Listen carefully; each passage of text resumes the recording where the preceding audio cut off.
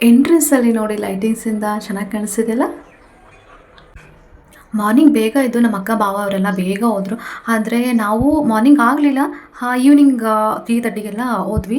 ಆದರೆ ನಿಮ್ಗೆ ಗೊತ್ತಲ್ವ ಉತ್ತರ ಕರ್ನಾಟಕ ರಾಯಚೂರು ಬಿಸಿಲು ಜಾಸ್ತಿ ಅಂತ ಹೋದ್ರೆ ಮಾರ್ನಿಂಗ್ ಬೇಗ ಹೋಗ್ಬೇಕು, ಇಲ್ಲ ಅಂತಂದರೆ ಈವ್ನಿಂಗ್ ಹೋಗ್ಬೇಕು. ಮಧ್ಯಾಹ್ನದಲ್ಲಂತೂ ಹೋಗೋಕ್ಕೆ ಆಗಲ್ಲ. ಬೆಳಗ್ಗೆ ದೇವ್ರಿಗೆ ಅಂತ ಹೋಳಿಗೆ ಮತ್ತು ಬದನೆಕಾಯಿ, ಚಂಡಿಗೆ ಎಲ್ಲ ಕೂಡ ಮಾಡಿದ್ರು.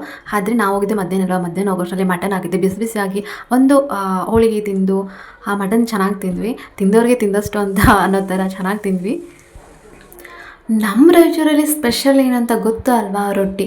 ಅದರಲ್ಲೂ ಖಡಕ್ ರೊಟ್ಟಿ, ಮಟನ್ ಫ್ರೈ ಹೇಳಬೇಕಾ, ಚೆನ್ನಾಗಿ ತಿನ್ನೋದೇ ಇನ್ನು. ಇವ್ರು ಗೊತ್ತಲ್ಲ ನಿಮಗೆ, ಚಾಕುಯಿಂದ ಕೈ ಕುಯ್ಕೊತಾರೆ, ಬ್ಲಡ್ ಸುರಿಸ್ತಾರೆ. ಆಮೇಲೆ ಅವರು ಎಷ್ಟು ಕೇಳ್ತಾರೋ ಅಷ್ಟು ಅಮೌಂಟ್ ಕೂಡ ಕೊಡಬೇಕು.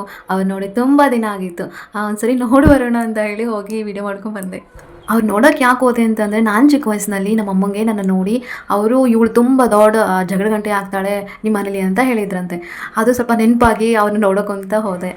ಬ್ಯಾಂಗ್ಳೂರಲ್ಲಿ ಬಂದು ಮಟನ್ ತೊಗೊಂಡಾಗ ಮನೇಲಿ ಎಷ್ಟೇ ಐಟಮ್ಸ್ ಹಾಕಿ ಚೆನ್ನಾಗಿ ಫ್ರೈ ಮಾಡಿದ್ರು, ಯಾವ ಥರ ಮಾಡಿದ್ರು ಅಷ್ಟು ಟೇಸ್ಟೇ ಬರೋಲ್ಲ. ಆದರೆ ಇಲ್ಲಿ ಒಂದು ಸ್ವಲ್ಪ ಉಪ್ಪು ಖಾರ ಅಷ್ಟೇ ಹಾಕಿ ಸ್ವಲ್ಪ ಮೇಲೆ ಮಸಾಲೆ ಹಾಕಿದ್ರೆ ಸಾಕು, ತುಂಬ ಚೆನ್ನಾಗಿರುತ್ತೆ, ಅಷ್ಟು ಟೇಸ್ಟಾಗಿರುತ್ತೆ.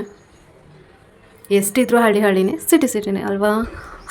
ಹಾಗೆ ಇಲ್ಲಿ ಸ್ಪೆಷಲ್ ಏನಪ್ಪ ಅಂತಂದರೆ, ಇವ್ರ ಮನೆಯಿಂದ ಕಳಸ ಹೋದ್ಮೇಲೆ ಅಲ್ಲಿ ಉಚ್ಚೈನ ಹೇಳಿತಾರಂತೆ, ಅದು ಸ್ಪೆಷಲ್. ನಮ್ಮಮ್ಮ ರಿಟರ್ನ್ ಆಗಿ ಬ್ಯಾಂಗ್ಳೂರ್ಗೂ ಹೋಗ್ಬೇಕಾಗಿತ್ತು. ಆದರೆ ಬಸ್ ಪ್ರಾಬ್ಲಮ್ ಇರೋದ್ರಿಂದ ನಾವು ಬೇಗ ರಿಟರ್ನ್ ಆಗಬೇಕಂತ ಇದ್ವಿ.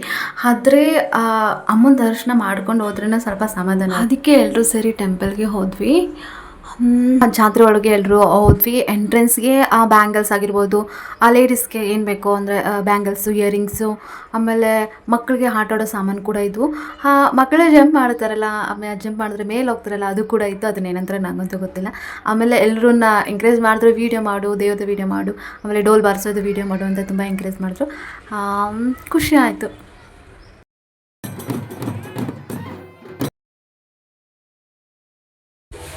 ಈ ವಿಡಿಯೋ ನಿಮ್ಗೆ ಇಷ್ಟ ಆಗಿದ್ರೆ ಲೈಕ್ ಮಾಡಿ, ಶೇರ್ ಮಾಡಿ, ಆ್ಯಂಡ್ ನಮ್ಮ ಗುಂಡುಗೋಸ್ಕರ ಸಬ್ಸ್ಕ್ರೈಬ್ ಮಾಡಿ.